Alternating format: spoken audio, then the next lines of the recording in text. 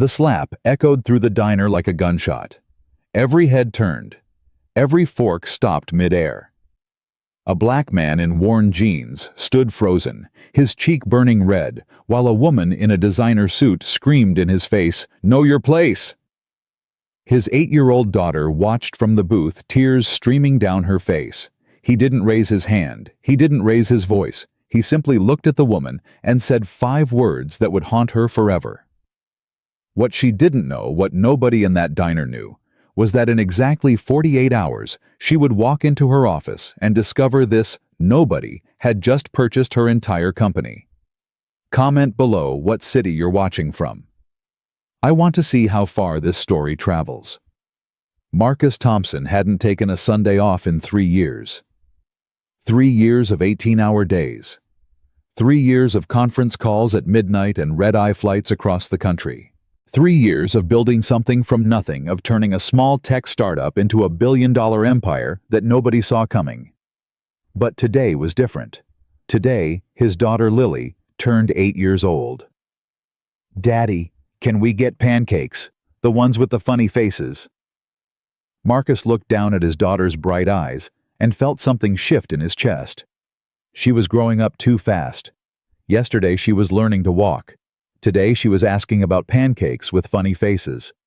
Tomorrow she'd be heading off to college, and he'd be sitting alone in some empty mansion, wondering where all the time went. "Baby girl, we can get whatever you want. It's your birthday." Lily's face lit up like Christmas morning. "Even the ones with extra whipped cream. Even those. And chocolate chips. Don't push it."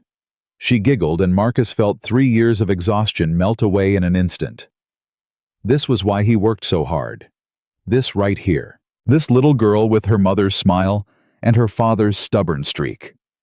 They walked hand in hand down the sidewalk toward Mama Ruth's diner, a small spot Marcus had been coming to since before Lily was born. Back when he was nobody. Back when he couldn't afford the pancakes, let alone the entire building they were served in. Now, he could buy the whole block. But he never forgot where he came from.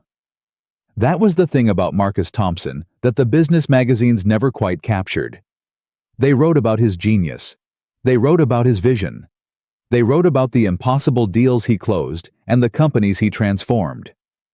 They never wrote about Sunday mornings at Mama Ruth's with his daughter.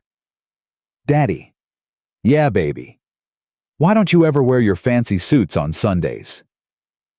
Marcus looked down at his faded jeans and simple gray polo. He'd worn $1,000 suits all week. Custom-made Italian leather shoes. Watches that cost more than most people's cars. But on Sundays, he dressed like the man he used to be. The man who grew up in a 2-bedroom apartment with a single mother who worked 3 jobs just to keep the lights on. "Because on Sundays, I'm not the boss of anything. I'm just your daddy." Lily considered this with the serious expression that always made Marcus laugh. "I think you should be my daddy every day." "I am your daddy every day." "No, I mean the fun daddy, not the phone daddy." That one hit different. Marcus stopped walking. He knelt down so he was eye level with his daughter, ignoring the people streaming past them on the busy sidewalk. "You're right, baby girl, and I'm gonna work on that. I promise." "Pinky promise." She held out her small finger. Marcus wrapped his around it. "Pinky promise." Mama Ruth herself was working the counter when they walked in. She had to be pushing 80 now, but she moved like a woman half her age, shouting orders to the kitchen and pouring coffee without looking at the cups. "Well, well, well, look what the cat dragged in." "Hey, Mama Ruth." "Don't you hey Mama Ruth me. You been gone 3 months. 3 months. You too good for my cooking now." "Never. Just been busy." "Busy," Mama Ruth snorted. "That's what they all say. Too busy to eat. Too busy to visit. Then they wonder why they drop dead at 50 with money they never got to spend." Marcus smiled. This was their routine. Mama Ruth would give him hell, he'd take it, and then she'd bring him the best pancakes in Los Angeles. "And who's this beautiful young lady?" Mama Ruth leaned over the counter, her stern face transforming into pure warmth. This can't be little Lily. Little Lily is a baby. This is a whole grown woman standing in my diner. Lily stood up straighter. I'm 8 today. 8, Lord have mercy, 8 years old. Mama Ruth pressed a hand to her heart. I remember when your daddy brought you in here in a little carrier. You couldn't have been more than a few months old. Slept right through the whole meal while he ate his pancakes with one hand. Marcus remembered that day too. It was 3 weeks after the funeral. 3 weeks after cancer took Michelle and left him alone with a baby he had no idea how to raise. He'd come to Mama Ruth's because it was the only place that felt like home, and he'd sat in that booth crying into his coffee while Lily slept. Mama Ruth had never said a word. She just kept his coffee full and his plate warm. Booth by the window, baby girl, your usual. Thank you, Mama Ruth. They settled into the worn leather booth. The morning sun streamed through the windows, casting warm light across the table. Marcus felt his shoulders relax for the first time in weeks. This was peace. This was what he'd been missing. Daddy, tell me a story. What kind of story? The one about Mommy, the one where you met her. Marcus's throat tightened. It always did when Lily asked about Michelle. The grief never really went away. It just became something you learned to carry. You sure you've heard that one 100 times? I know, but I like hearing it. So Marcus told her again. About the coffee shop near the university. About the beautiful woman with the natural hair and the laugh that filled up every room she walked into. About how he'd been too nervous to talk to her for 3 weeks straight, just watching from across the room like some kind of creep. And then what happened? Then she walked over to my table, looked me dead in the eyes and said, "Are you going to ask me out, or should I do it myself?" That's right, that's exactly what she said. Lily giggled. Mommy was brave. Mommy was the bravest person I ever knew. The pancakes arrived. Funny faces, extra whipped cream chocolate chips arranged in a smile. Lily attacked them with the enthusiasm of someone who hadn't eaten in days. Marcus watched her, his heart full. This was enough. This was everything. The trouble started about 20 minutes later. Marcus was finishing his coffee, half listening to Lily describe some complicated drama in her second-grade class involving stolen crayons and betrayed friendships, when the bell above the door chimed and a new customer walked in. He didn't pay much attention at first, just caught a glimpse in his peripheral vision. Tall woman, expensive clothes, walking like she owned the place. She took the booth directly behind them. Marcus could hear her on the phone immediately, her voice sharp and irritated. She wasn't even trying to keep the conversation private. I don't care what legal says. I want that contract on my desk by Monday morning, or heads are going to roll. Do you understand me, heads? Will. Roll. Lily's eyes went wide. She mouthed the words, heads will roll, with exaggerated horror, and Marcus had to hide his smile behind his coffee cup. Shh. Don't be rude. She's being rude. 2 wrongs don't make a right. But they make it even. Marcus bit his lip to keep from laughing. Lily was too smart for her own good, just like her mother. The woman behind them continued her tirade. Something about quarterly reports and incompetent subordinates, and how nobody seemed capable of doing their jobs without her holding their hands. Marcus recognized the type. He'd dealt with executives like her 1,000 times. People who confused aggression with leadership. People who thought screaming made them powerful instead of just loud. He'd never been that kind of boss.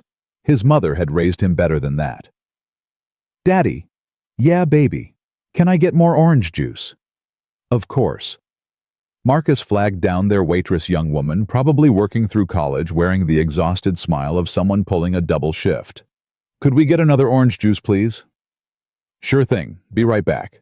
The waitress turned to head toward the kitchen, and that's when Lily's elbow caught her glass of juice. It happened in slow motion. The glass tipped. Orange juice cascaded across the table, dripping over the edge. A thin stream ran across the floor and somehow impossibly managed to splash directly onto the expensive shoes of the woman in the next booth. Marcus closed his eyes. Of course, Of course, that's where it landed. What the hell?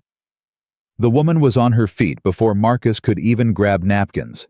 She stood there staring at her shoes like Lily had just committed a federal crime. I'm so sorry, Marcus said immediately. It was an accident. Let me pay for the cleaning. Pay for the cleaning. The woman's voice was pure ice. These are $4,000 Louboutins. You think you can just pay for the cleaning? Marcus kept his voice calm. Years of boardroom negotiations had taught him how to handle aggressive people without escalating. I understand you're upset. It was an accident. My daughter didn't mean... Your daughter... The woman looked at Lily like she was seeing her for the first time. Her expression shifted into something Marcus recognized. Something that made his stomach turn.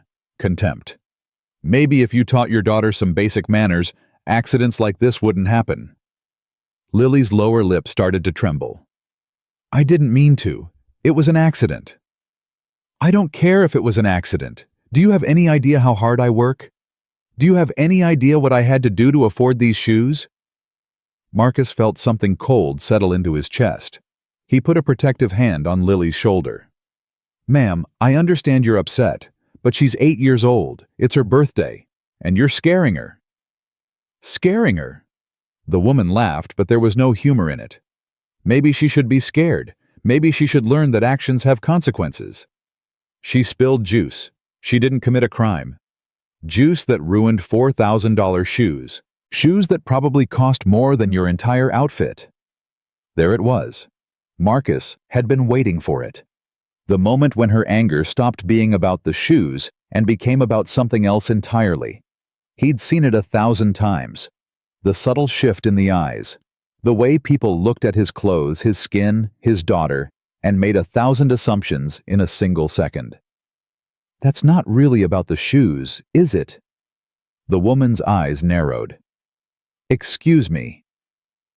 You heard me. She took a step closer. Her perfume was overwhelming. Expensive.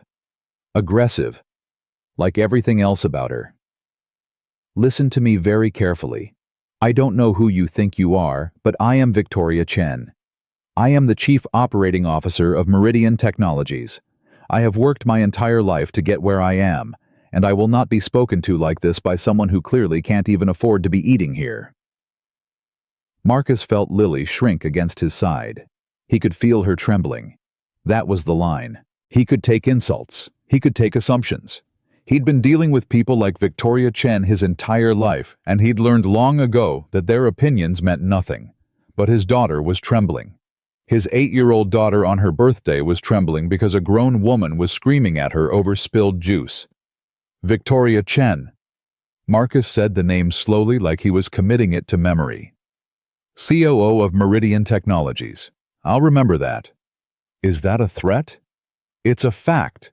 I remember everyone who makes my daughter cry. Victoria laughed again. That same cold, humorless sound. Oh, please. What are you going to do? Write a bad Yelp review. Post something on Twitter. I'm not going to do anything. But I want you to remember this moment. I want you to remember exactly how you're treating us right now. Because one day, probably sooner than you think, you're going to wish you'd made a different choice. Is that supposed to scare me? No. It's supposed to make you think. But I can see that's not really your strong suit. Victoria's face went red. Nobody talked to her like this. Nobody challenged her. In her world, she was the one who did the challenging, and everyone else fell in line. How dare you, Daddy? Lily's voice was small. Daddy, can we just go? Please? Marcus looked down at his daughter. Tears were streaming down her face. Her birthday was ruined. The pancakes sat cold on the table, the funny face now looking somehow sad. He made a decision. You know what? You're right, baby. Let's go. He stood reaching for his wallet to leave money on the table. He'd pay for the meal, pay extra for the mess, and they'd leave. It wasn't worth it. Nothing was worth seeing his daughter in tears. But Victoria wasn't done. That's right. Walk away. That's all people like you know how to do. Marcus froze. People like you. 3 words. 3 words that carried 400 years of history. 3 words that his mother had heard, his grandmother had heard, his great-grandmother had heard. He turned slowly. "What did you just say?" "You heard me. I want to make sure I heard you correctly, because if you said what I think you said, I said people like you, people who don't belong in places like this, people who let their children run wild and ruin other people's things and then expect everyone else to just accept it." The diner had gone completely silent. Every patron was watching. Every phone was out. This was no longer a private argument. This was a public spectacle. Marcus felt the rage building in his chest. He'd spent his whole life learning to control it, learning to channel it into something productive, learning to prove people wrong with success instead of violence. But this was different. This was his daughter, his baby girl, being humiliated on her birthday by someone who saw them as less than human. "You don't know anything about me," he said quietly. "You don't know anything about my daughter. You see us, and you make assumptions based on what we look like, what we're wearing, where you think we come from. And those assumptions tell me everything I need to know about you. I don't need to know anything about you. I know enough." "No, you really don't. Please." Victoria rolled her eyes. "Enlighten me. Tell me what I don't know. Tell me what makes you so special." Marcus opened his mouth to respond, and that's when Victoria Chen slapped him across the face. The sound echoed through the diner like a thunderclap. Marcus's head snapped to the side. His cheek burned. For a moment, he was somewhere else entirely, 8 years old, being slapped by a foster parent for eating too slowly. 14 years old, being slapped by a cop for walking home from school in the wrong neighborhood. 22 years old, being slapped by a college advisor who told him he'd never amount to anything. His whole life, people had been putting their hands on him, testing him, trying to break him. Not one of them had succeeded. He turned back to face Victoria, his expression completely calm. "Daddy!" Lily screamed. She was sobbing now, clutching at his leg. "Daddy, are you okay?" The diner erupted. Mama Ruth came charging from behind the counter like a woman possessed. Patrons were on their feet, shouting, phones recording everything. "Oh my God, did she just... She hit him. Call the police. Are you getting this?" Victoria's face had gone pale. The reality of what she'd done was starting to sink in. She'd just committed assault, in public, on camera, in front of dozens of witnesses. But she was too proud to back down. "He threatened me. You all saw it. He threatened me." "Lady, he didn't do nothing." A man in a construction vest was on his feet. "I watched the whole thing. You've been screaming at that little girl for 10 minutes over some spilled juice. She ruined my shoes." "They're shoes, and that's a child." Marcus tuned out the chaos. He knelt down, ignoring the pain in his cheek, and wrapped his arms around his daughter. "Lily, Lily, baby, look at me." She looked up, her face streaked with tears. "Is that lady going to hurt you again?" "No, baby. Nobody's going to hurt anybody.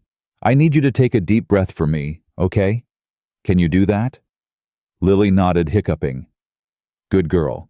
Now I need you to remember something. Okay? I need you to remember this moment." "Why?" "Because this is what hate looks like. This is what happens when people let their anger and their assumptions and their pride control them. And I never ever want you to be like that woman. Do you understand?" "Yes, Daddy."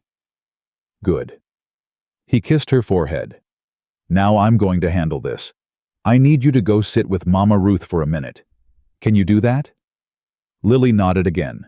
Mama Ruth was already there, scooping the little girl up in her arms and carrying her toward the counter. Marcus stood. Victoria was still surrounded by angry patrons, still trying to justify what she'd done.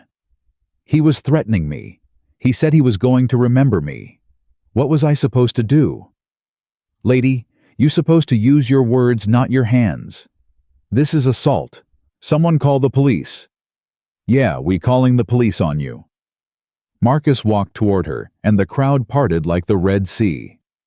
Something in his expression made people step back. Not fear. Marcus Thompson didn't inspire fear, but authority. A quiet, unshakable authority that filled up the entire room. Victoria saw him coming and actually took a step backward. "Stay away from me. I'll sue you. I'll have you arrested. Do you have any idea who I am?" Victoria Chen, Chief Operating Officer of Meridian Technologies. "You told me already." "That's right. And I have lawyers who will destroy you. I have connections that will make sure you never—" Victoria. Something in the way he said her name made her stop. Made everyone stop. Marcus stood directly in front of her now. Close enough that she could see the handprint still forming on his cheek.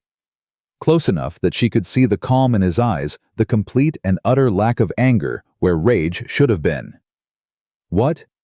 I want you to listen to me very carefully. Because I'm only going to say this once. I don't have to listen to anything you—" "Yes, you do." The authority in his voice was absolute. Victoria's mouth snapped shut. "In about 48 hours, you're going to walk into your office at Meridian Technologies.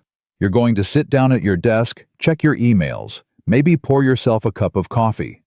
And then your assistant is going to come in and tell you that there's an emergency board meeting, that the company has been acquired, that there's a new owner, and he wants to meet with all the senior executives immediately." Victoria's face twisted in confusion. "What are you talking about? Meridian isn't for sale. We're not—" "When you walk into that meeting, you're going to see a lot of familiar faces. Your CEO, your CFO, your board members. And then you're going to see one face you don't expect. One face that's going to make your stomach drop. You're insane. You're actually insane. This is some kind of—" "My face, Victoria." The diner went completely silent. "Because my name is Marcus Thompson, and as of midnight tonight I officially own Meridian Technologies. Every share, every asset, every employee, including you." Victoria's face went white. She actually staggered backward, catching herself on a table. "No, that's impossible. The acquisition was anonymous. Nobody knows who—" "Nobody knows because I wanted it that way. I wanted to see the company from the inside before I made myself known. I wanted to see what kind of people I was really buying." He leaned in slightly, just enough to make his point. "And now I have." Victoria Chen, Chief Operating Officer, looked like she was about to pass out. Her entire world was collapsing in real time, and the man responsible was standing in front of her with a handprint on his face and absolute calm in his eyes. "This isn't— You can't be— I don't—" "Monday morning, Victoria. My office. We're going to have a conversation about your future, or lack of one." He turned and walked away. Behind him, the diner remained frozen. Phones still recording. Mouths still hanging open. The silence so complete you could hear the coffee dripping in the kitchen. Marcus Thompson collected his daughter from Mama Ruth, left $300 on the counter, and walked out into the Sunday morning sun. He had 48 hours before the world found out what he already knew.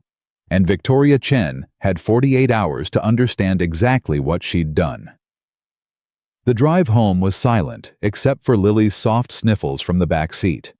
Marcus kept his eyes on the road, but his mind was somewhere else entirely. The handprint on his cheek had faded to a dull throb, but the memory of Victoria Chen's face, that mixture of contempt and superiority, burned hotter than any physical pain. "Daddy?" "Yeah, baby." "Why did that lady hit you?" Marcus gripped the steering wheel tighter. How do you explain hatred to an 8-year-old? How do you tell your daughter that some people will look at her skin and decide she's worth less before she ever opens her mouth? Sometimes people are hurting inside, Lily. And when people hurt inside, they do ugly things to make themselves feel better. But you didn't do anything wrong? No, I didn't. So why did she hurt you? Marcus pulled the car into their driveway and sat there for a moment, engines still running. He turned around to face his daughter. Her eyes were red from crying, But there was something else there too. Confusion. The first crack in her understanding of how the world worked. He hated Victoria Chen for that more than anything else. More than the slap. More than the insults. She had stolen a piece of his daughter's innocence, and that was something he could never get back. Lily, do you remember what I told you about your grandmother? About how she worked 3 jobs to take care of me when I was your age? Lily nodded. She cleaned houses and worked at the hospital and did laundry for rich people. That's right. And do you know why she had to work so hard? Because you were poor. Because people like that woman in the diner looked at your grandmother and decided she wasn't good enough. They decided that before they knew her name, before they knew she was the smartest, kindest, strongest person I've ever met, they just looked at her and decided. That's not fair. No, baby, it's not fair. But here's what Grandma taught me. She said, Marcus, you can't control what other people think, but you can control who you become. You can work harder. You can be smarter. You can build something so big that they can't ignore you anymore. And that's what I did. Is that why you bought that lady's company? Marcus almost smiled. His daughter was too sharp for her own good. I didn't buy it because of her. I bought it because it's a good company with good people who deserve better leadership. But yes, baby, now that lady has to answer to me. And she's going to learn that the man she slapped in that diner isn't someone she can look down on anymore. Lily was quiet for a moment, processing this. Daddy? Yeah? Are you going to fire her? Marcus thought about it. He'd thought about little else since walking out of that diner. The easy thing would be to fire Victoria Chen the moment he walked into that building. Clean, simple, justified. Nobody would blame him. But easy wasn't always right. I don't know yet, baby. I need to think about it. I think you should fire her. Why? Because she was mean, and mean people shouldn't get to be in charge. That's one way to look at it. But you know what Mama used to say? She said revenge is like drinking poison and waiting for the other person to die. If I fire that woman just because she hurt me, I'm not teaching her anything. I'm just making myself feel better. So, what are you going to do? Marcus turned off the engine and opened his door. I'm going to give her a choice, and then I'm going to see what kind of person she really is. Victoria Chen didn't sleep that night. She sat in her penthouse apartment, surrounded by the evidence of her success, the modern furniture, the original artwork, the view of the Los Angeles skyline that had cost her $2 million, and felt it all crumbling around her. Marcus Thompson. She'd Googled him the moment she got home. Article after article, Forbes profiles, Business Insider interviews, a rags to riches story that would have been inspirational if it didn't make her want to throw up. Orphaned at 12, bounced through foster homes until he aged out of the system at 18, worked his way through community college, then state school, then an MBA from Stanford on a full scholarship. Started his first company in a garage with $300 and a laptop. Now he was worth $4 billion, and she had slapped him across the face in a diner.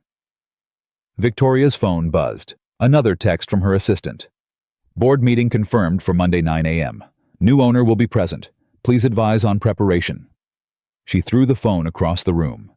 For 20 years, she had clawed her way up the corporate ladder. 20 years of 16-hour days. 20 years of being the only woman in every meeting, the only Asian face in every boardroom. She had sacrificed everything, relationships, friendships, any semblance of a personal life to get where she was. And now it was all going to end because of spilled orange juice. The irony wasn't lost on her. She walked to her bar and poured herself a whiskey. Her hands were shaking. Victoria Chen's hands never shook. She had fired hundreds of people without flinching. She had destroyed competitors, dismantled departments, made decisions that affected thousands of lives with nothing but cold calculation. But now, alone in her apartment, she couldn't stop her hands from shaking. She thought about the little girl in the diner. The one with the birthday pancakes.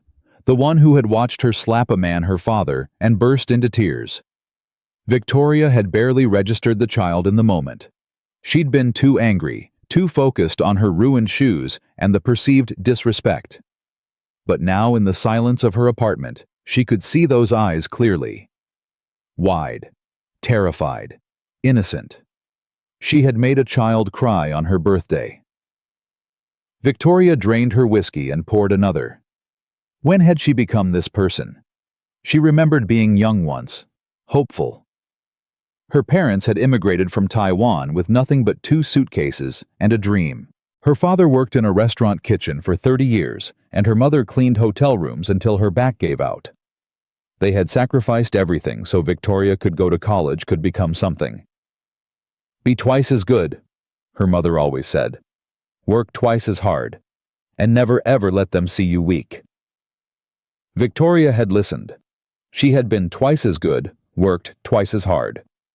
She had built walls around herself so high that nothing could penetrate them. No insult, no setback, no discrimination could touch her. But somewhere along the way, those walls had become a prison. She had become the very thing she hated. The person who looked at someone and made assumptions. The person who saw a black man in worn clothes and decided he was beneath her. Her phone rang. She ignored it. It rang again and again. Finally, she picked it up. What? Victoria, it's Daniel. Her CEO's voice was tight with barely concealed panic. Have you seen the news? What news? Check your Twitter. Check anything. It's everywhere. Victoria grabbed her laptop and opened Twitter. Her name was trending. Number 3 in the United States. She clicked on it and felt her stomach drop through the floor. The video was everywhere. Someone in the diner had uploaded it. The whole thing. Her screaming at the little girl. Her slapping Marcus Thompson. The reveal of his identity. The crowd's gasps. Marcus's calm, devastating words. Monday morning, Victoria. My office. We're going to have a conversation about your future, or lack of one. The video had 12 million views and counting. The comments were brutal. Fire her immediately. This is what privilege looks like. She slapped a man in front of his daughter on her birthday. Monster. Meridian Technologies should be boycotted until she's gone. Anyone know if that little girl is okay? My heart is breaking for her. Victoria slammed the laptop shut. Victoria, are you there? I'm here. The board is meeting in an hour. Emergency session. Thompson's lawyers have already been in contact. He's not just buying the company, he's bought the building, the subsidiaries, everything. It's a complete acquisition. I know. What are you going to do? Victoria stared at her reflection in the dark window. She barely recognized the woman staring back. I don't know.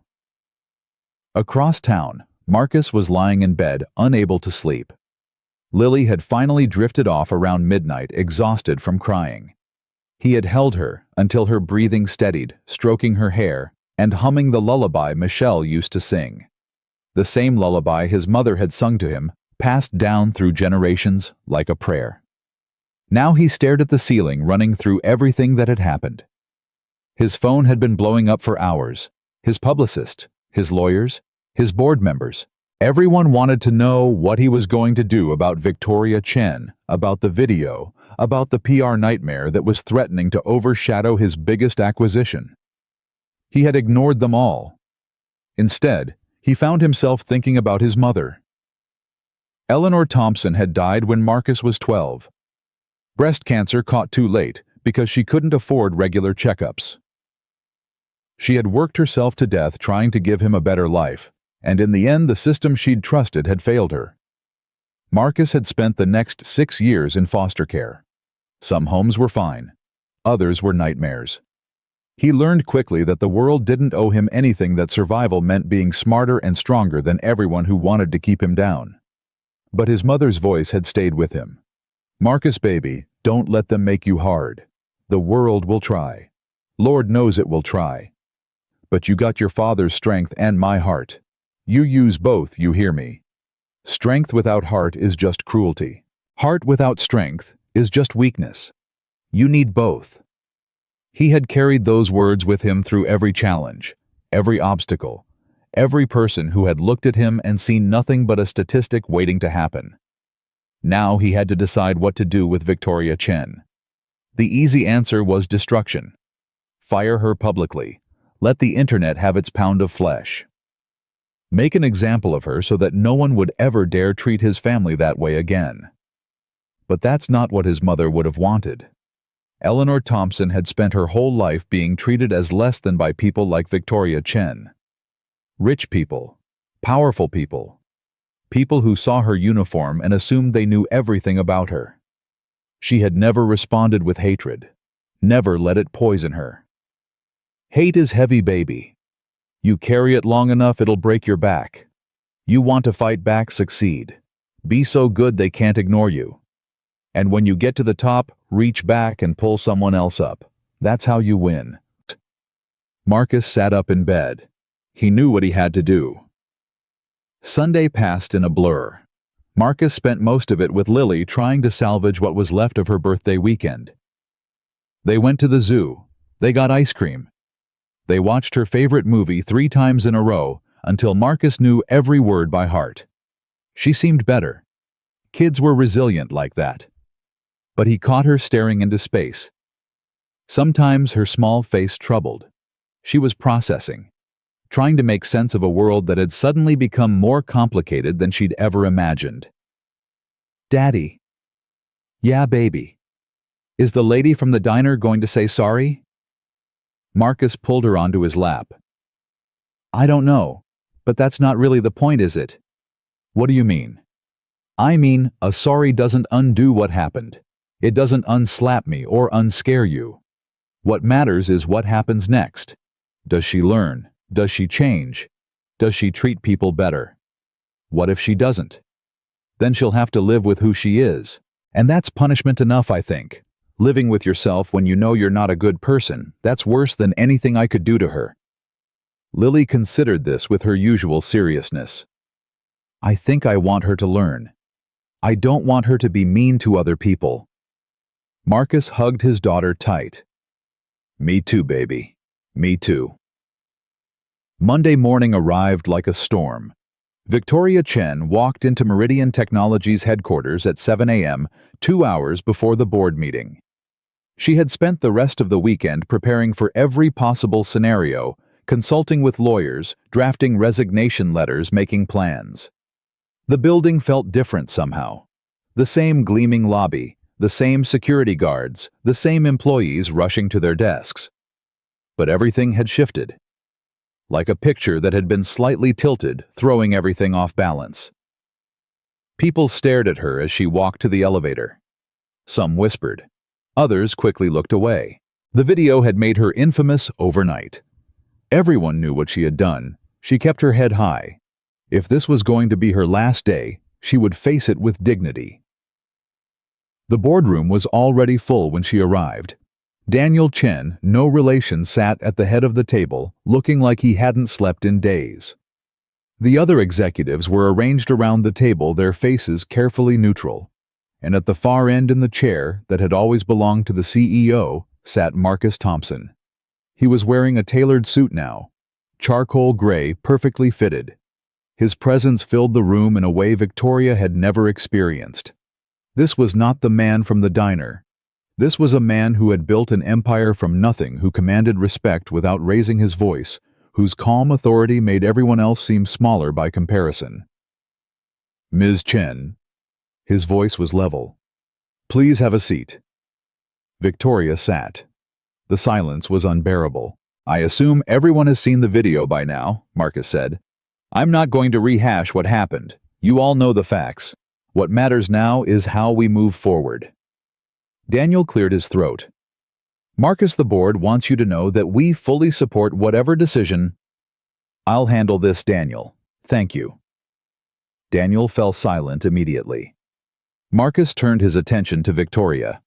Those calm eyes that had unnerved her in the diner were even more unsettling in this context. She couldn't read him. Couldn't tell if he was planning to humiliate her, fire her, or something worse. Ms. Chen. Victoria. I've spent a lot of time thinking about what to do with you. My lawyers have recommended immediate termination with cause.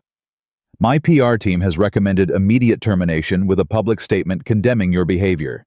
My board has recommended immediate termination with a generous severance to avoid litigation. Victoria felt each word like a blow. But I'm not going to do any of those things. Her head snapped up. What? I said I'm not going to fire you. At least not yet. The boardroom erupted in murmurs. Daniel looked like he was about to have a stroke. Marcus, with all due respect, the public relations implications alone. I said, I'll handle this. Silence again. Marcus leaned forward, his eyes locked on Victoria. 20 years ago, I was working 3 jobs trying to put myself through community college. One of those jobs was washing dishes at a restaurant downtown. The owner was a man named Frank DiMaggio. He was old school, Italian, tough as nails, and he had no patience for excuses. Victoria didn't understand where this was going, but she didn't dare interrupt. One night I broke a stack of plates, expensive ones. I was exhausted, my hands were wet, and I dropped the whole thing. Frank came into the kitchen, saw the mess, and I was sure he was going to fire me on the spot. I needed that job. Without it, I couldn't pay rent, couldn't pay tuition. My whole life would have fallen apart. Marcus paused. You know what he did? He looked at the broken plates, looked at me, and said, Kid, you know what separates the men from the boys? It's not whether you make mistakes. Everybody makes mistakes. It's what you do after. Then he handed me a broom and told me to clean it up. Didn't fire me, didn't dock my pay, just gave me a chance to do better. Why are you telling me this? Because Frank DiMaggio taught me something that day. He taught me that people aren't defined by their worst moments. They're defined by what comes after. I broke those plates because I was careless and tired. But what mattered was that I showed up the next day, worked harder, and never made that mistake again. Marcus stood and walked slowly around the table until he was standing directly in front of Victoria. You slapped me in front of my daughter. You called me names. You looked at me and saw nothing but my skin color and my clothes, and made 1,000 assumptions about who I was and what I was worth. That was your broken plates moment. Victoria's throat was tight. She couldn't speak. Now here's the question, Victoria. What comes after? Are you the kind of person who learns, who grows, who looks at themselves honestly and does the hard work of becoming better? Or are you just going to make excuses, blame everyone else, and keep being the person you were in that diner? I don't know what to say. Then don't say anything yet. Just listen. Marcus walked back to his seat, but didn't sit down. I'm giving you a choice. Option 1. You resign. Today. You walk out of this building with your severance and whatever's left of your reputation, and we never see each other again. Victoria nodded slowly. That was expected. Option 2. You stay. But you don't stay as COO. You take over our new diversity and inclusion initiative. You spend the next year learning about the experiences of people who don't look like you, who didn't have your advantages. You run workshops. You mentor. You listen to stories from employees who have been treated the way you treated me. And you report directly to me every week on what you're learning and how you're changing. The boardroom was stunned into silence. That's not a punishment, someone muttered. That's a demotion, a massive demotion. It's not a demotion, Marcus said. It's an opportunity, and it's more than most people would get in this situation. He turned back to Victoria. So what's it going to be? The easy way out or the hard way forward? Victoria's mind was racing. She had expected destruction, humiliation, public termination, and years of rebuilding her career from scratch. Instead, she was being offered a choice. Why? The word came out before she could stop it. Why would you do this? After what I did to you, to your daughter? Marcus's expression softened almost imperceptibly. Because my mother taught me that people can change. Because a man named Frank DiMaggio gave me a chance when I didn't deserve one. And because my daughter asked me to give you a chance to learn. She's 8 years old, and she has more wisdom and compassion than most adults I know. I'm not doing this for you, Victoria. I'm doing this for her. To show her that the right response to hatred isn't more hatred. It's opportunity. Victoria felt something crack inside her. Some wall that she had built so carefully over so many years, brick by brick, to protect herself from the world. She thought about her parents, their sacrifice, their dream for her future. She thought about the little girl in the diner crying on her birthday. She thought about who she had become and who she wanted to be. I'll stay. The words came out quiet, but certain. I'll stay and I'll do the work. I don't know if I can change. I don't know if I deserve this chance, but I'll try. That's all I can promise. I'll try. Marcus nodded slowly. That's all any of us can do. He turned to the board. Meeting adjourned. We'll reconvene tomorrow to discuss the transition. Ms. Chen, my assistant, will send you the details of your new role by end of day. He headed for the door, then paused and looked back at Victoria. And Victoria, this isn't forgiveness. You haven't earned that yet, but it's a start. Then he was gone. Victoria sat alone in the boardroom as the other executives filed out their whispers, filling the air behind her. For the first time in 20 years, she had no idea what came next. But for the first time in even longer, she felt something that might have been hope. The first week was hell. Victoria Chen had spent 20 years as one of the most powerful executives in corporate America. She had commanded budgets worth hundreds of millions. She had hired and fired at will. She had walked into rooms and watched people straighten in their chairs, adjust their ties, rehearse their words because they knew she could end their careers with a single phone call. Now she was sitting in a folding chair in a basement conference room listening to a 24-year-old HR coordinator explain the company's diversity training curriculum. So as you can see from this slide, implicit bias affects decision-making in ways we're often not aware of. Studies show that resumes with traditionally African American names receive 30% fewer callbacks than identical resumes with traditionally white names. Victoria stared at the PowerPoint presentation and felt something twist in her stomach. She had reviewed thousands of resumes in her career. Had she done this? Had she looked at a name and made assumptions before reading a single qualification? She knew the answer. She just didn't want to admit it. Ms. Chen, do you have any questions? Victoria looked up at the young woman leading the training. Her name was Destiny Williams. 24 years old, fresh out of grad school, hired 6 months ago to rebuild Meridian's diversity program from the ground up. She was black confident and clearly unimpressed by Victoria's former title. No questions.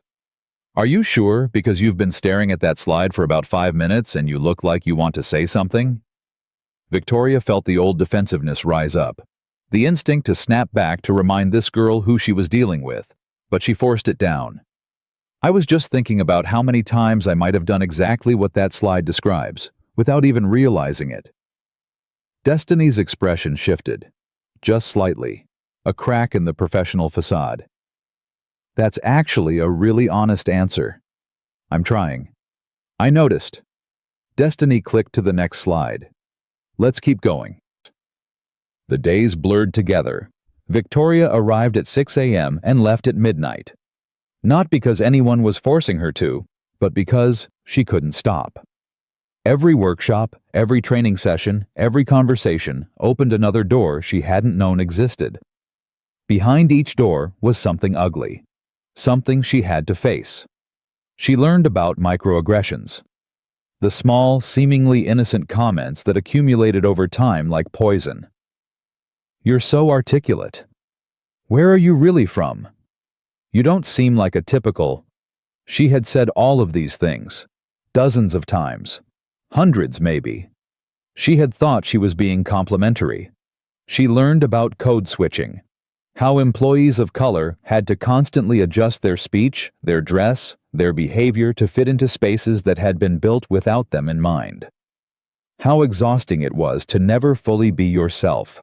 She learned about the school-to-prison pipeline, about generational wealth gaps, about housing discrimination that had shaped entire cities. She learned about things that had been happening right in front of her for her entire life while she remained willfully blind. And slowly, painfully, she began to understand what she had done in that diner. It wasn't just a slap. It wasn't just an insult. It was the culmination of a lifetime of assumptions, biases, and willful ignorance compressed into a single violent moment. She had looked at Marcus Thompson and seen everything she had been taught to see. Everything society had told her about black men in worn clothes. Everything her own prejudices had whispered to her.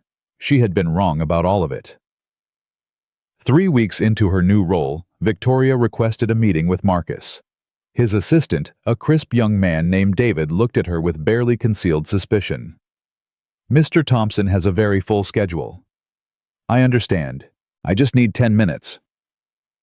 "May I ask what this is regarding?" Victoria hesitated. She could have pulled rank, could have reminded David that she was still technically an executive, that she had been in this building when he was still in middle school, but that was the old Victoria, the one she was trying to leave behind. "I need to apologize, properly." David's expression softened almost imperceptibly. "I'll see what I can do." 2 days later, Victoria was sitting in Marcus Thompson's office. It was smaller than she expected. No massive desk, no wall of trophies and awards. Just a simple wooden table, some comfortable chairs, and a single framed photo on the bookshelf. Victoria recognized the little girl from the diner. Lily. She was smiling in the photo, gap-toothed and radiant.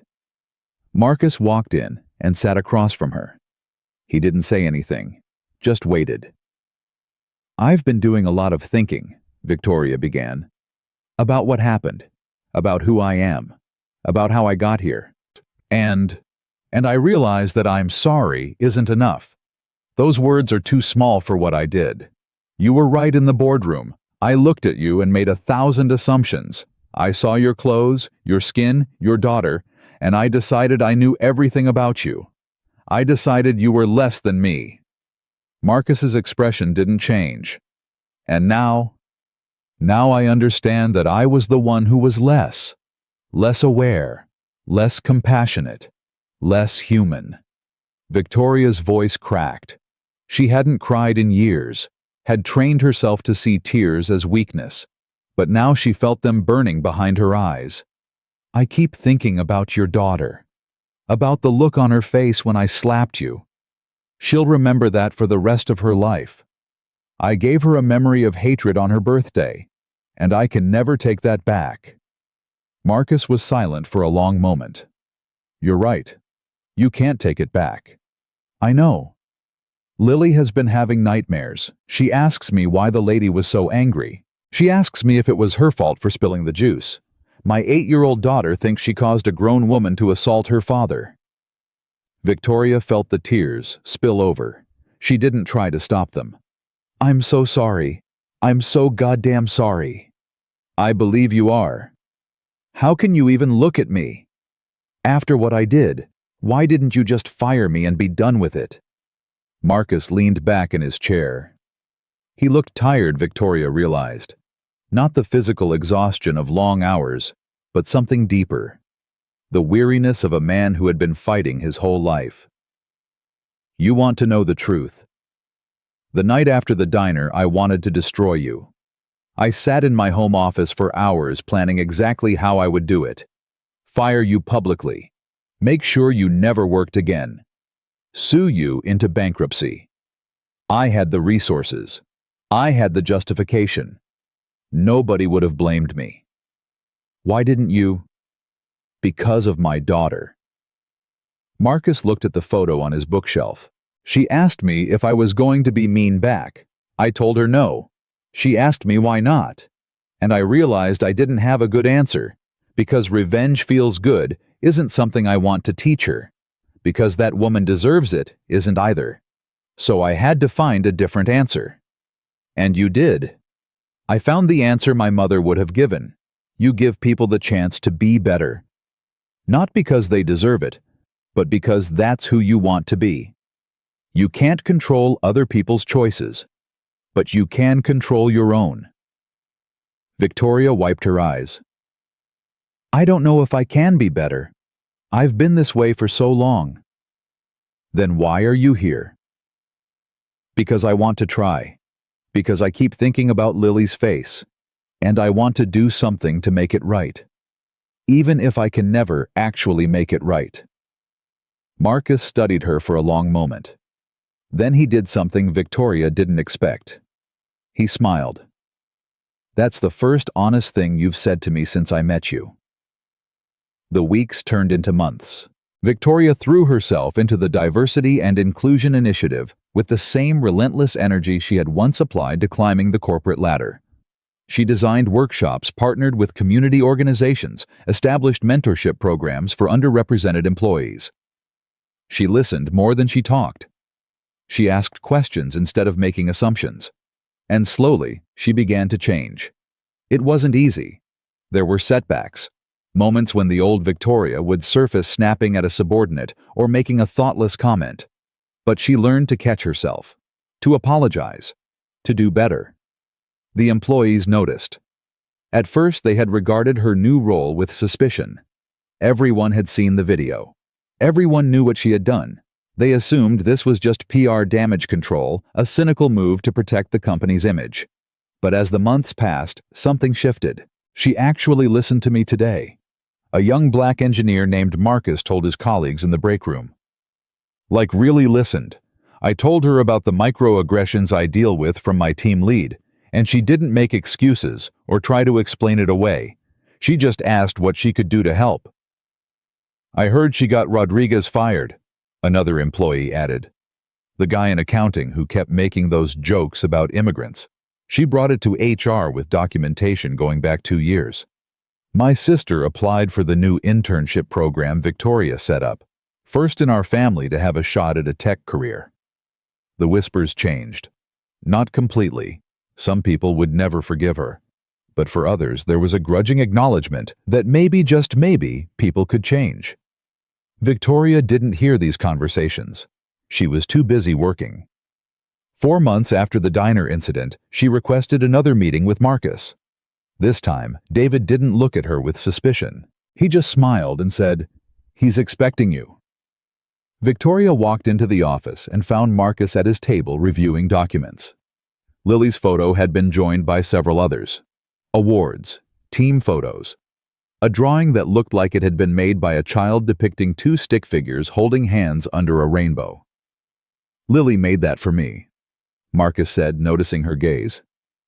After her first day back at school following the incident, she wanted me to have something happy to look at when I was at work. She's an amazing kid. She is. Marcus set down his papers. You wanted to see me. I have an idea, something I'd like to propose. I'm listening. Victoria sat down across from him. Her hands were shaking slightly. This mattered to her in a way she couldn't fully explain. I want to go back to Mama Ruth's diner. I want to apologize to everyone who was there that day, publicly. And I want to establish a scholarship fund in Lily's name for children from underserved communities.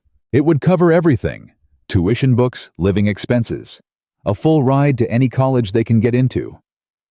Marcus's expression didn't change, but something flickered in his eyes. That's a significant gesture. It's not enough. Nothing will ever be enough. But I want to do something concrete. Something that turns that terrible day into something positive. Why Lily's name? Because she's the one I hurt most, not you. You're an adult. You've dealt with people like me before. But she was innocent. She was just trying to celebrate her birthday, and I gave her a nightmare instead. I want her to see that something good can come from something bad, that the world can surprise you. Marcus was quiet for a long time. Have you talked to Lily about this? No, I wanted to ask you first. It's not my place to involve her without your permission. Another long silence. I'll think about it. That's all I ask. Victoria stood to leave. She was at the door when Marcus spoke again. Victoria, she turned. For what it's worth, I've noticed the work you've been doing. The employees talk about you differently now. Some of them are even starting to respect you. I don't deserve their respect. Maybe not. But you're earning it, and that counts for something. Victoria nodded, not trusting her voice. I'll let you know about the scholarship. And Victoria. Thank you for trying. Most people don't. She left his office with tears in her eyes for the second time. But these tears felt different. These tears felt like hope. The response came 2 weeks later. Victoria was in her office reviewing proposals for a new community partnership program when her email chimed. She glanced at the sender and her heart stopped. Marcus Thompson. She opened it with trembling fingers. Victoria, I've talked to Lily about your proposal. She had a lot of questions. She wanted to know why the lady from the diner wanted to use her name. She wanted to know if you were still mean. She wanted to know if you were sorry for real, or just pretend sorry. I told her I didn't know for sure, but that I thought you were trying to be better. She thought about it for a long time. Then she said something that I want to share with you. She said, Daddy, remember how you taught me about butterflies? How they start as caterpillars, and then they change into something beautiful. Maybe the lady is like a caterpillar. Maybe she's trying to change. I couldn't argue with that. So here's my answer. Yes, you can establish the scholarship in Lily's name, but there's a condition. Before you do anything public, I want you to meet Lily, face to face. I want you to apologize to her directly, and I want you to listen to whatever she has to say to you, no matter how hard it is, no matter how much it hurts. If you can do that, then we have a deal. Marcus. Victoria read the email 3 times. Then she typed her response. Tell me when and where. I'll be there. The meeting was set for the following Saturday. Mama Ruth's Diner. 10 a.m., full circle. Victoria didn't sleep the night before. She tried on 6 different outfits before settling on simple jeans and a blouse. No designer labels, no power suits. She wanted to look like a person, not an executive. She arrived 15 minutes early and sat in her car trying to control her breathing. This was the hardest thing she had ever done. Harder than the hostile takeover of her first company. Harder than firing her mentor when the board demanded it. Harder than any negotiation, any confrontation, any challenge she had faced in her entire career. Because this wasn't about winning. This was about facing the consequences of her worst self. At 9:55, she walked into the diner. Mama Ruth was behind the counter just like before. The old woman looked up, and her eyes narrowed. You got some nerve showing your face in here. I know. You know what you did to that little girl, to that good man in my diner. I know. Then why are you here? To apologize. To Lily, if she'll let me. Mama Ruth studied her for a long moment. Decades of wisdom in those old eyes reading Victoria like a book. They're in the back booth, the same one you ruined on her birthday. Mama Ruth leaned closer. You hurt that child again, and I don't care how much money you got, or how many lawyers you know. I will end you myself. Understood. Victoria walked toward the back of the diner. Each step felt like a mile. And there they were. Marcus Thompson sat in the booth, his arm around his daughter. Lily looked up as Victoria approached. Those same bright eyes, that same gap-toothed smile, though now it was hesitant, uncertain. Victoria stopped at the table. Hello, Lily. Hi. Thank you for agreeing to meet with me. You didn't have to do that. Daddy said it was my choice. I wanted to see you. Why? Lily tilted her head, considering the question with the same seriousness Victoria had seen before. Because I wanted to see if you changed. Daddy says people can change if they try hard enough. I wanted to see if you tried. Victoria felt her throat tighten. Can I sit down? Lily looked at her father. Marcus nodded. Okay. Victoria slid into the booth across from them. She had prepared a speech, had practiced it 100 times in her mirror. But now, looking at this child, all the words seemed inadequate. Lily, I want to say something to you and I need you to listen carefully. Can you do that? Lily nodded. What I did to your daddy was wrong. What I did to you was wrong. I was angry about something stupid, and I took it out on your family. You didn't deserve that. Your daddy didn't deserve that. Nobody deserves to be treated the way I treated you. Why did you do it? The question was simple, direct, and it demanded an honest answer. Because I was mean. Because I looked at your daddy, and I made wrong guesses about him. I thought I knew who he was just by looking at him, and I was completely wrong. You were wrong because he's black. Victoria flinched. She wanted to deny it, to find some other explanation, but she had promised herself she would be honest. Yes, part of it was that. That's not fair. You can't know what someone is like just from looking at them. You're right, it's not fair, and it took me a long time to understand that. Lily was quiet for a moment. Are you still mean? I'm trying not to be. Every day I wake up and I try to be better than I was the day before. Sometimes I fail, but I keep trying. Why? Because of you, actually. Lily's eyes widened. Me? When I slapped your daddy, I saw your face. I saw how scared you were, how sad. And I realized that I had done that. I had hurt a child who was just trying to celebrate her birthday. That's not who I want to be, so I decided to change. And you're still trying every single day. Lily turned to her father.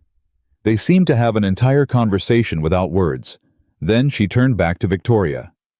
Okay, I forgive you. Victoria felt the tears come again. She didn't try to stop them. Just like that. My daddy says that holding on to anger is like holding a hot rock. It only burns you. I don't want to be burned anymore, so I'm letting go. Victoria looked at Marcus.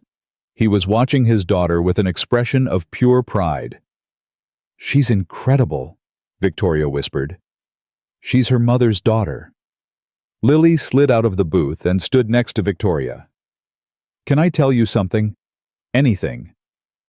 I'm glad you're trying to be better. I think everyone should try to be better, even when it's hard. Before Victoria could respond, Lily did something that broke her completely. She hugged her. This 8-year-old girl, who had every right to hate her, who had every reason to never forgive her, wrapped her small arms around Victoria Chen and hugged her. Victoria sobbed. She couldn't help it. Couldn't stop it. 20 years of walls, 20 years of armor, 20 years of hardness all crumbled in an instant under the weight of a child's forgiveness. It's okay, Lily whispered. It's okay to cry. Daddy cries sometimes too. Only when I watch sad movies, Marcus said. And when you miss Mommy. And when I miss Mommy. That's true. Victoria pulled back, wiping her eyes. Thank you, Lily. Thank you for giving me a chance I didn't deserve. Lily smiled. The real smile this time. The one that lit up her whole face. Everyone deserves a chance to be a butterfly. And in that moment, in a worn booth in a small diner where the worst day of her life had begun, Victoria Chen finally understood what redemption felt like. The news spread faster than anyone expected. Within hours of the meeting at Mama Ruth's, phones started buzzing across Los Angeles. Someone had recognized Victoria Chen walking into the diner. Someone else had seen her sitting with Marcus Thompson and his daughter. By noon, the speculation was everywhere. Is she apologizing? Did he forgive her? What the hell is happening? Marcus had anticipated this. He had lived in the public eye long enough to know that nothing stayed private anymore. Every meal, every meeting, every conversation was potential content for someone's social media feed. But this time, he didn't mind. Daddy, why are people taking pictures of us? They were walking to the car, Lily's hand in his. A small crowd had gathered outside the diner, phones raised voices calling out questions. Because they're curious, baby. They want to know what happened. Should I wave? Marcus laughed. If you want to. Lily turned and gave the crowd a small wave, her gap-toothed smile lighting up her face. The cameras went crazy. Mr. Thompson, did you forgive her? Is Victoria Chen still working for you? Lily, how do you feel about the lady who slapped your daddy? Marcus opened the car door and helped Lily inside. He turned to face the reporters, his expression calm. I'm not going to answer questions right now. But I will say this, my daughter just taught a grown woman something about forgiveness that most adults never learn. I'm proud of her, and I hope everyone watching can learn something from her example. He got in the car and drove away, leaving the crowd buzzing behind him. Victoria didn't go home after the meeting. She drove around for hours, replaying every moment in her mind. Lily's face, Lily's words, Lily's hug. That small body pressed against hers, offering forgiveness she hadn't earned and didn't deserve. Everyone deserves a chance to be a butterfly. She pulled over on a quiet street and sat there, engine running, tears streaming down her face. Her phone buzzed. Her assistant. Ms. Chen, the press is going crazy. We're getting calls from every major outlet. CNN, Fox, MSNBC, they all want statements. What do you want me to tell them? Tell them nothing, not yet. But Ms. Chen, I said not yet. She hung up. For the first time in her career, Victoria Chen had no interest in controlling the narrative. No interest in spin or damage control or strategic messaging. All she wanted was to sit with what had just happened, to feel it, to understand it. An 8-year-old girl had forgiven her. An 8-year-old girl had shown more grace and wisdom than Victoria had displayed in 43 years of life. How do you respond to that? She called Marcus that evening. I need to do something, she said without preamble. The scholarship fund isn't enough. I need to do more. Marcus was quiet for a moment. She could hear Lily in the background laughing at something on television. What did you have in mind? I want to go public. Not just with an apology, but with the whole story. What I did, why I did it, what I've learned. I want to use my platform to talk about bias and privilege and all the things I was blind to for so long. That's a big step. You'd be opening yourself up to a lot of criticism. I deserve criticism. You'd also be making yourself vulnerable in a way you've never been before. I know. Why do you want to do this? Victoria thought about the question. Really thought about it. Because Lily forgave me. And if an 8-year-old can be that brave, then I have no excuse to be a coward. I've spent my whole life hiding behind walls, pretending to be strong when I was really just afraid. Lily showed me what real strength looks like. It looks like vulnerability. It looks like forgiveness. It looks like standing in front of someone who hurt you and choosing love instead of hate. Marcus was silent for a long time. Victoria, I'm going to ask you something, and I want you to answer honestly. Anything. If the video had never gone viral, if no one had ever found out what happened, if there had been no consequences, would you still have changed? The question hit her like a punch.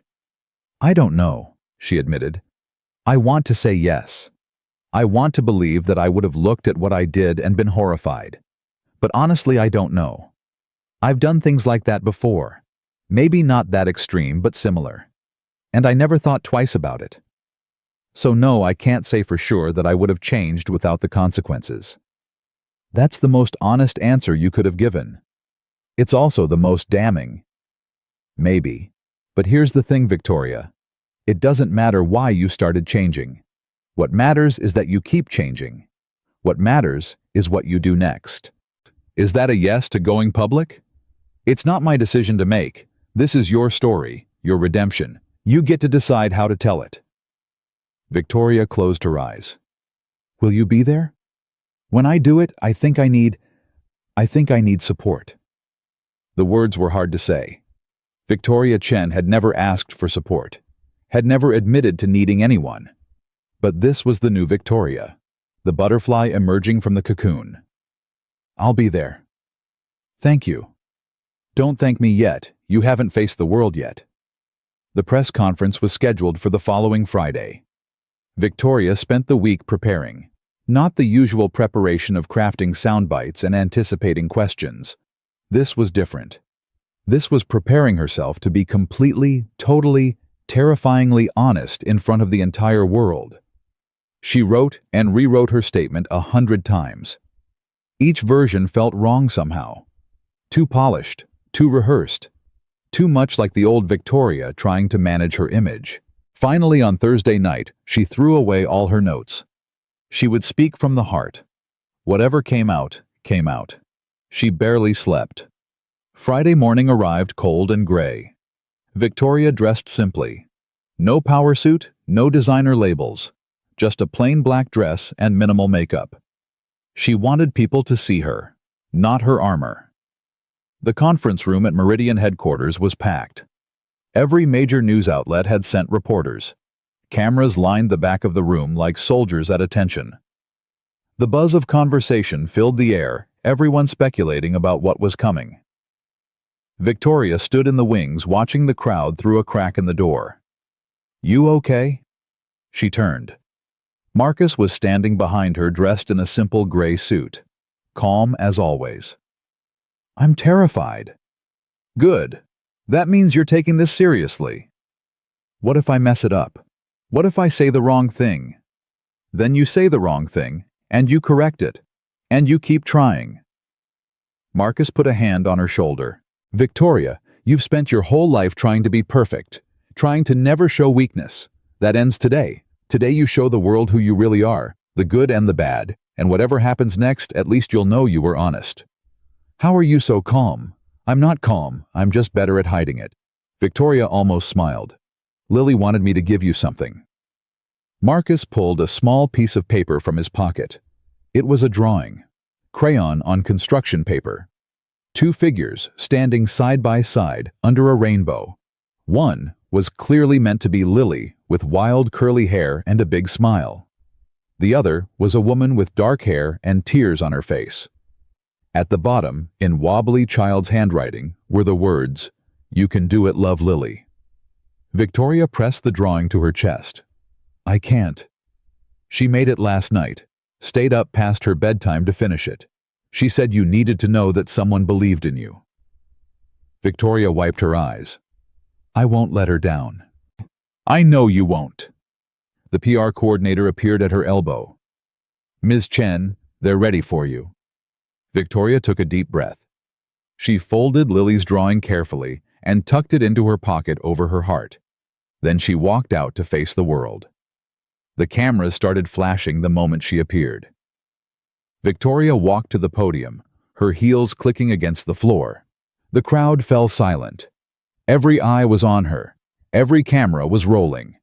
This moment would be broadcast around the world, analyzed and dissected and judged by millions. She gripped the podium with both hands. "Thank you all for coming. I have a statement to make, and then I'll take questions." She paused, feeling the weight of every gaze. 6 months ago, I committed an act of violence in a public place. I slapped a man in front of his 8-year-old daughter on her birthday. Many of you have seen the video. Many of you have formed opinions about what happened and who I am. Today I want to give you the complete truth. The room was absolutely silent. The man I assaulted was Marcus Thompson. I didn't know who he was at the time. All I saw was a black man in worn clothes with a child I assumed was poorly raised.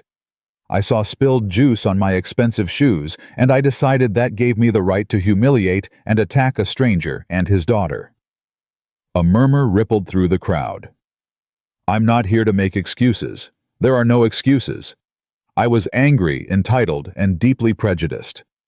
I looked at Marcus Thompson, and I made 1,000 assumptions based on nothing but his appearance and his skin color. Every single one of those assumptions was wrong. And even if they had been right, nothing would have justified what I did. Victoria's voice shook, but she pressed on. I grew up believing that success meant being better than everyone else. Smarter, tougher, more ruthless. I built walls around myself so high that nothing could touch me. I told myself I wasn't racist because I had overcome discrimination myself.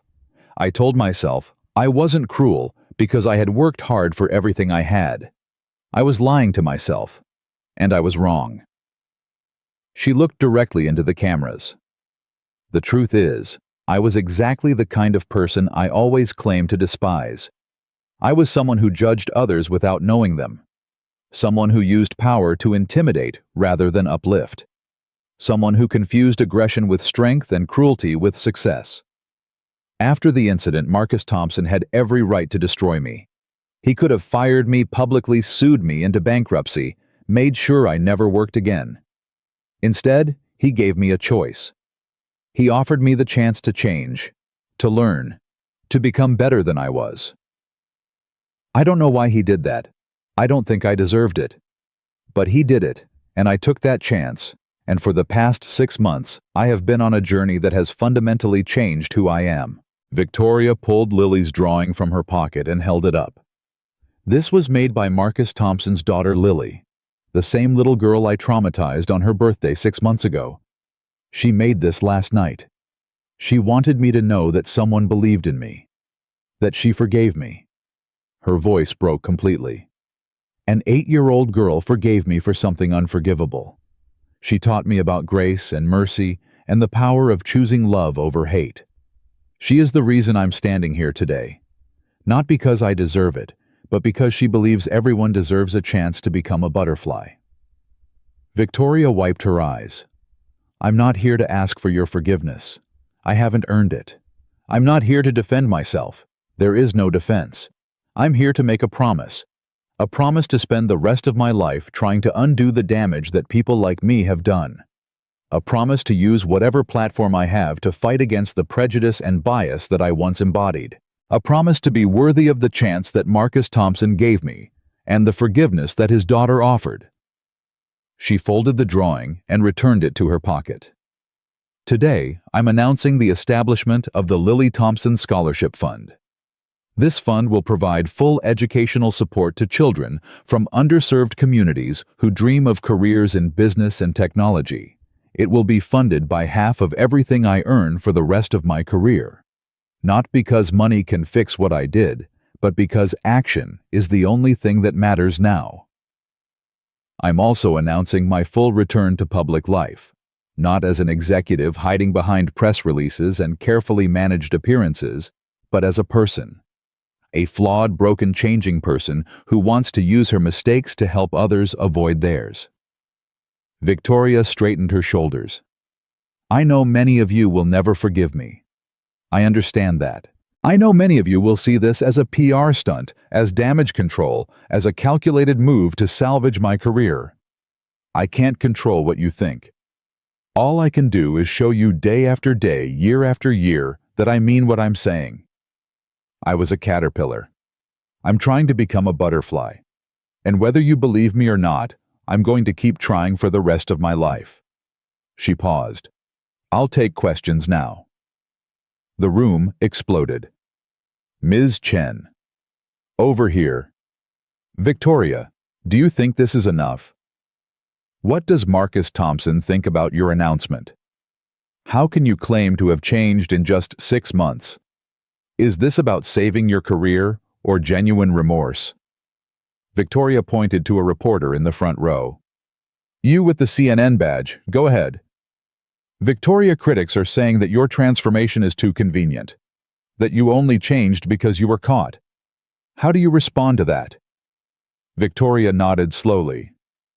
That's a fair criticism, and honestly, I can't prove it wrong.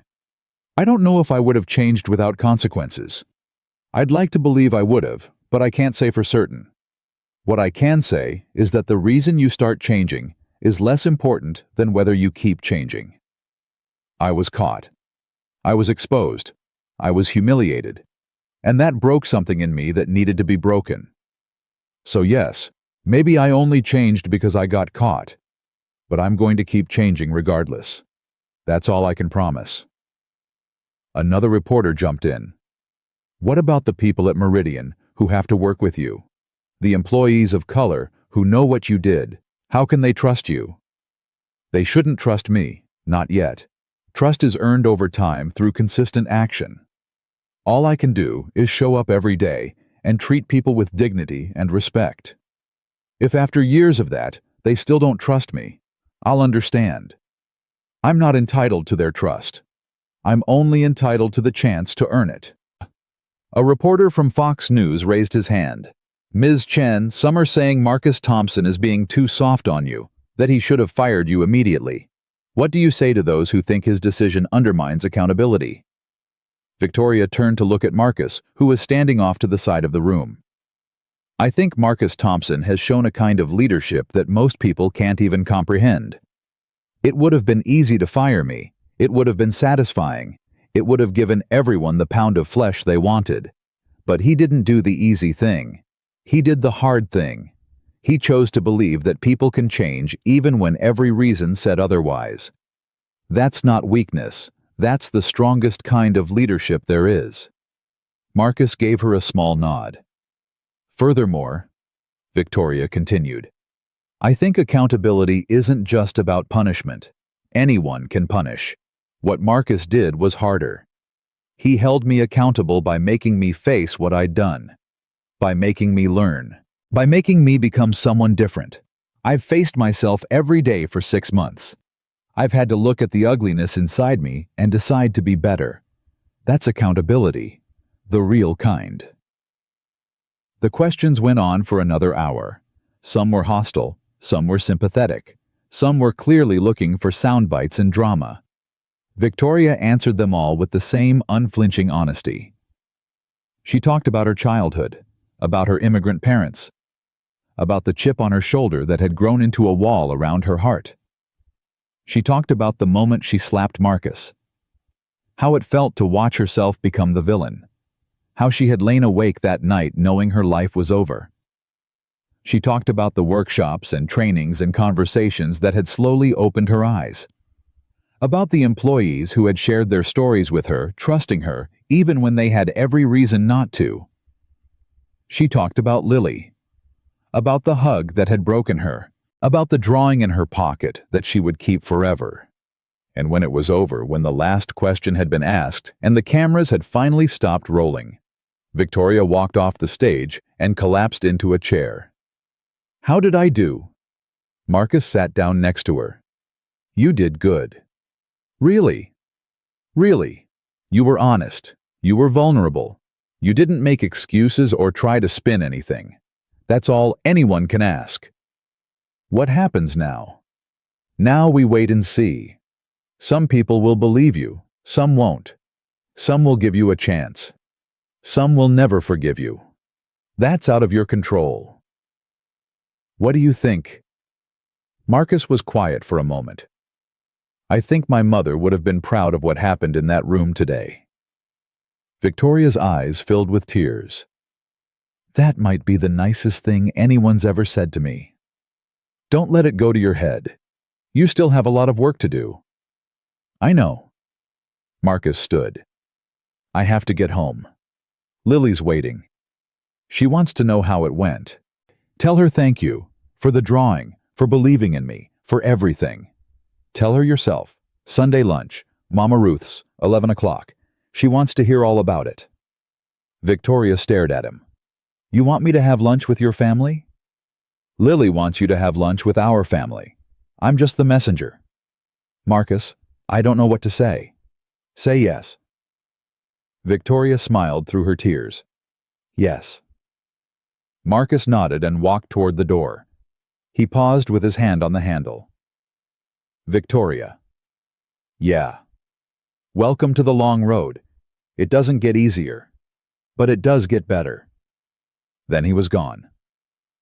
Victoria sat alone in the empty conference room, the echoes of her confession still hanging in the air. She pulled out Lily's drawing and looked at it again. 2 figures under a rainbow, one with tears, one with a smile, both standing together.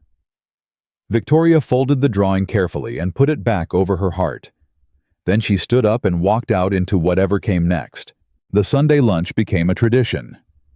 Every week without fail, Victoria Chen walked into Mama Ruth's diner at exactly 11 o'clock. She sat in the same booth where everything had started. The same booth where she had screamed at a child over spilled juice. The same booth where she had slapped a man she didn't know and changed both their lives forever.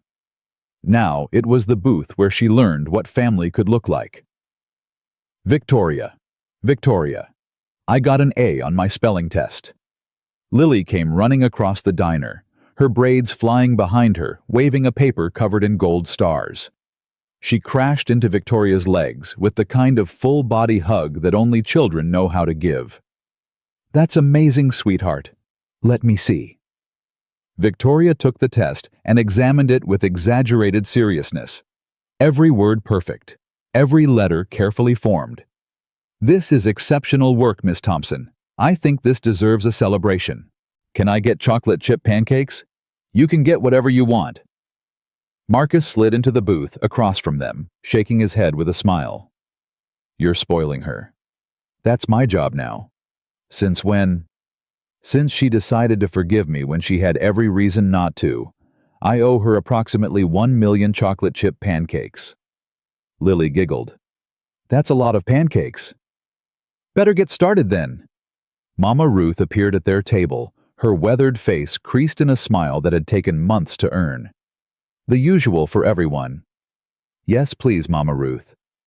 The old woman patted Victoria's shoulder as she walked away. A small gesture, but Victoria felt it like a blessing. A year ago, Mama Ruth had threatened to end her if she hurt Lily again. Now she patted her shoulder and smiled. That was progress.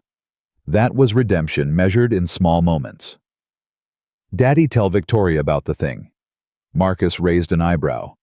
"What thing?" "You know, the thing.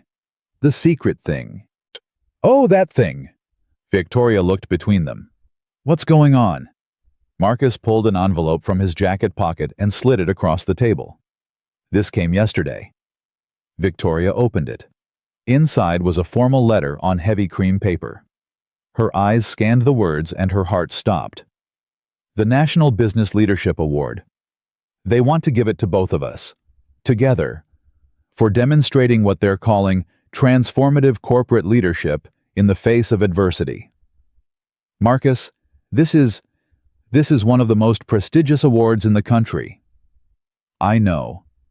They want to honor us after everything. They want to honor what we built together. The scholarship fund has helped over 200 kids in its first year. The diversity initiatives at Meridian have become a model for companies across the country.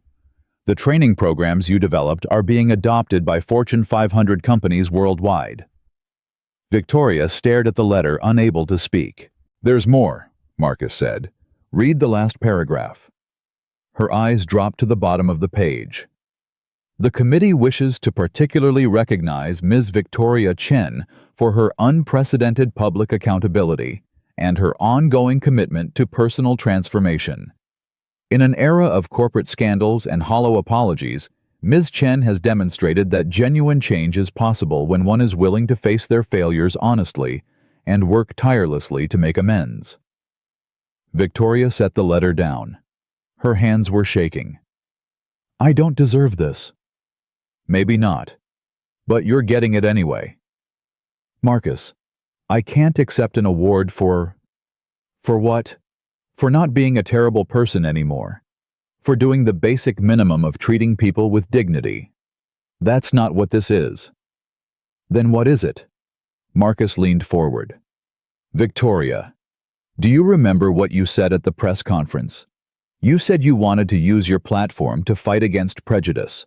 You said you wanted to be worthy of the chance you'd been given. You've done that. Every single day for a year you've done that. This award isn't for what you did in that diner, it's for what you've done since. But the starting point was so low, I was a monster. And now you're not. That's the whole point." Lily tugged on Victoria's sleeve. "Victoria." "Yes, sweetheart. You should take the award." "Why do you think so?" Lily's face was serious, the same serious expression she'd worn in this very booth a year ago when she'd said everyone deserves a chance to be a butterfly. "Because other people need to see that changing is possible. My teacher says that stories are powerful, that they can change how people think. Your story could help other people who are mean become not mean." Victoria looked at this child. This extraordinary child who had somehow become the moral compass of her entire life. "When did you get so wise?" "I've always been wise. You just didn't know me yet." Marcus laughed. "She's got you there." The pancakes arrived. Chocolate chip for Lily, blueberry for Marcus, plain, with a side of fruit for Victoria. They ate in comfortable silence, the kind that only comes from people who have been through something together and come out the other side. Victoria watched Marcus help Lily cut her pancakes, watched the easy affection between them. A year ago she had tried to destroy this, had looked at this beautiful family and seen something to despise. Now she couldn't imagine her life without them. "Marcus." "Yeah." "Can I ask you something I've never asked before?" "Go ahead." "Why did you really give me a chance?" "The truth. Not the story you tell reporters or the explanation you gave the board, the real reason." Marcus set down his fork. He was quiet for a long moment, his eyes distant. "The night after the diner, I sat in Lily's room and watched her sleep. She'd had nightmares. Kept waking up crying, asking if the mean lady was going to come back. And I sat there and I was so angry, angrier than I'd ever been in my life. I wanted to hurt you. I wanted to make you feel what my daughter felt." Victoria nodded. She had known this, had felt the weight of it in every interaction for months. "But then I looked at Michelle's picture, my wife. She died when Lily was a baby, but I keep her picture on Lily's nightstand so she can see her mother's face every morning." "I know. Lily's told me about her. Michelle was the best person I ever knew, not because she was perfect, but because she believed in people, even people who didn't deserve it, especially people who didn't deserve it. She used to say that everyone is fighting a battle you can't see, that cruelty usually comes from pain, and the only thing that heals pain is love." Marcus's voice grew thick. "I sat there looking at her picture, and I asked her what she would do. And I swear, Victoria, I could hear her voice in my head, clear as day. She said, 'Marcus, you can't fight hate with hate. You can only fight it with love. Give her a chance to be better.' That's what I would do." Victoria felt tears streaming down her face. "So I did. I gave you a chance because my dead wife told me to. Because I wanted to be the kind of man she believed I was. Because I wanted to show Lily that forgiveness is stronger than revenge. And now I'm glad I listened to her. Because you've become family. Not despite what happened, but because of it. You earned your place at this table, Victoria. You earned it every day for a year." Lily looked up from her pancakes. "Daddy, you're making Victoria cry." "I know, baby. Sometimes crying is good. Like when you watch sad movies. Just like that." Victoria wiped her eyes and laughed. "I love you both. You know that I never thought I'd say those words to anyone, but I love you." Lily grinned. "I love you too, Victoria." Marcus reached across the table and squeezed her hand. "Welcome to the family. Officially." The award ceremony was held 3 months later at a grand hotel in New York City. Victoria stood backstage looking at herself in the mirror. She was wearing a simple black dress, no designer labels, no statement jewelry, just a small butterfly pin on her collar that Lily had given her for Christmas. "You look perfect." She turned. Marcus was standing in the doorway looking distinguished in his tuxedo. Lily stood next to him in a purple dress that she had picked out herself, her hair done up in an elaborate style that had taken 2 hours. "I'm terrified." "Good. That means you care." "What if I mess up my speech? What if I start crying? What if everyone realizes I don't deserve to be here?" Lily walked over and took Victoria's hand. "Victoria, remember what you told me about butterflies, about how they have to struggle to get out of the cocoon. And if someone helps them, their wings never get strong enough to fly." "I remember." "You struggled. Your wings are strong now. You can fly." Victoria knelt down so she was eye level with Lily. "How did you get so good at knowing exactly what to say?" "I practice on Daddy." "She does," Marcus confirmed. "It's terrifying." The stage manager appeared in the doorway. "Ms. Chen, Mr. Thompson, they're ready for you." Victoria stood. She straightened her dress. She touched the butterfly pin. "Okay, let's do this." The ballroom was packed with the most powerful people in American business. CEOs, board chairs, investors, politicians, media moguls. They sat at elegant round tables, champagne glasses in hand, watching as Victoria and Marcus walked onto the stage. A giant screen behind them showed the story of the past year. The viral video, the press conference, the scholarship fund, the policy changes, the interviews, the transformation. Victoria stood at the podium and looked out at the crowd. "I'm supposed to give an acceptance speech. I've written and rewritten it probably 50 times. Every version felt wrong, too polished, too rehearsed. So I'm going to throw out my notes and just talk to you." She set the papers aside. 2 years ago, I was one of you. Successful, powerful, respected. I had everything society told me I was supposed to want. And I was miserable. I was angry. I was cruel. I looked at the world and saw enemies everywhere, and I fought them with everything I had. Then I walked into a diner and slapped a man in front of his daughter, and my life fell apart. A murmur rippled through the crowd. "I'm not going to tell you the whole story. You've all seen the video. You know what I did. What I want to tell you is what I learned. I learned that success without kindness is worthless. That power without compassion is just cruelty with better clothes. That all the money and influence in the world means nothing if you've lost your humanity along the way. I learned that the people I had been taught to look down on were often better than me, more generous, more forgiving, more human. I learned that my prejudices were making me small, even as I thought they were keeping me safe. Most importantly, I learned that change is possible. Real change. Not the kind you perform for cameras or put in press releases. The kind that happens in the quiet moments when no one is watching. The kind that hurts because you have to look at yourself honestly and admit that you don't like what you see. Victoria paused. "I'm not standing here because I'm special. I'm standing here because I got caught. Because a video went viral and I couldn't hide from what I'd done. But here's the thing, most people never get caught. Most people carry their prejudices and their cruelties through their whole lives, never confronting them, never changing. So I want to challenge everyone in this room. Don't wait until you're caught. Don't wait until a video goes viral or a lawsuit gets filed or your reputation is in ruins. Look at yourselves now. Look honestly. Ask yourself, who am I when no one is watching? How do I treat people who can't help me? What assumptions do I make about people before I know their names? If you don't like the answers, change. It's not too late. It's never too late." Victoria turned to Marcus, who was standing beside her. "This man gave me a chance I didn't deserve. His daughter forgave me when she had every right to hate me forever. They taught me what grace looks like, what real strength looks like. Not the kind that comes from intimidation, but the kind that comes from choosing love over hate, even when hate would be easier." She turned back to the crowd. "I'm not asking you to forgive me. I'm not asking you to forget what I did. I'm asking you to learn from it, to let my worst moment become a lesson that helps you avoid yours.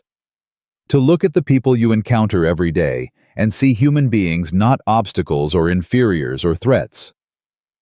Because everyone deserves dignity, everyone deserves respect, and everyone deserves a chance to become a butterfly." Victoria stepped back from the podium. For a moment there was silence. Then one person stood and began to clap. Then another. Then another. Within seconds, the entire ballroom was on its feet, applauding. Victoria looked out at the standing ovation and felt something she had never felt before. Peace. Not happiness exactly. Not triumph. Just peace. The kind that comes from knowing you've done the right thing even when it was hard. The kind that comes from finally being honest about who you are. Marcus put his arm around her shoulder. "You did good. Thanks for believing in me. Thanks for being worth believing in." Lily ran onto the stage and grabbed both their hands. Can we go get ice cream now? Victoria laughed through her tears. We can get whatever you want. 1 year later, Victoria stood in front of the first graduating class of the Lily Thompson Scholarship Program. 52 young people, 52 dreams that might have died without support. 52 futures that had been changed because of the worst day of Victoria's life. She looked out at their faces. Black, white, Asian, Latino. Rich backgrounds and poor. First-generation college students and legacy admits. All of them united by one thing, the belief that they could be more than their circumstances. When I was your age, Victoria began, I thought success meant stepping on people. I thought it meant being the smartest, the toughest, the most ruthless person in the room. I was wrong. Success is standing here today, looking at all of you and knowing that something good came from something terrible. Success is having the courage to face your failures and turn them into fuel for change. Success is leaving the world a little better than you found it. You are my redemption, every single one of you. When I look at you, I see the future I almost destroyed, the potential I almost crushed, the hope I almost extinguished. And I am so grateful that I got the chance to help you instead of hurt you. She paused. There's someone here I want to introduce. Someone who made all of this possible. Not me. I was just the catalyst. The real hero is a little girl who taught me what forgiveness means. Lily walked onto the stage, now 9 years old, but carrying herself with the confidence of someone much older. This is Lily Thompson. The scholarship fund bears her name because she showed me that hatred doesn't have to win. That compassion is stronger than cruelty. That even the worst person can become better if someone is brave enough to give them a chance. Lily took the microphone. Hi everyone. My dad says I'm supposed to say something inspiring. But I just want to say congratulations. You worked really hard and I'm proud of you. And I hope you remember that no matter how successful you get, you should always be nice to people, because you never know what battles they're fighting, and because being mean makes you ugly on the inside, even if you're pretty on the outside. The audience laughed and applauded. Victoria hugged Lily tight. Perfect, as always. I know. After the ceremony, Victoria found Marcus standing alone by the window looking out at the city lights. You okay? Just thinking. About what? About Michelle. About what she would think of all this. About whether she'd be proud. Victoria stood beside him. I never met her. But from everything you and Lily have told me, I think she'd be proud. Not just of you, but of what we've built together. You know what the craziest part is? What? If you hadn't slapped me in that diner, none of this would exist. The scholarship fund, the programs, the 52 kids who just graduated. All of it came from the worst moment of your life. Victoria nodded slowly. I've thought about that a lot. It doesn't excuse what I did. Nothing will ever excuse it. But maybe some good can come from bad. Maybe that's the only way forward. Taking the terrible things that happen and turning them into something better. That's exactly what Michelle would say. Then I'm honored to be compared to her. They stood in silence for a moment, watching the city sparkle below. Victoria. Yeah. Thank you. For what? For changing. For doing the work. For becoming someone Lily can look up to. Marcus paused. For becoming family. Victoria felt the tears come again. She didn't fight them. Thank you for giving me the chance. For seeing something in me worth saving when I couldn't see it myself. That's what family does. Lily ran up to them, her dress already wrinkled from playing with the other kids at the reception. Daddy, Victoria, they have cake. Can we have cake? Marcus looked at Victoria. Victoria looked at Marcus. Race you there, she said. You're on. They took off running, Lily shrieking with delight, chasing them through the elegant reception hall, while dignified business leaders watched in confusion and amusement. Victoria Chen, former monster, current butterfly, running through a party like a child laughing like she hadn't laughed in 40 years. This was redemption. Not a moment, not an award, not a single dramatic transformation.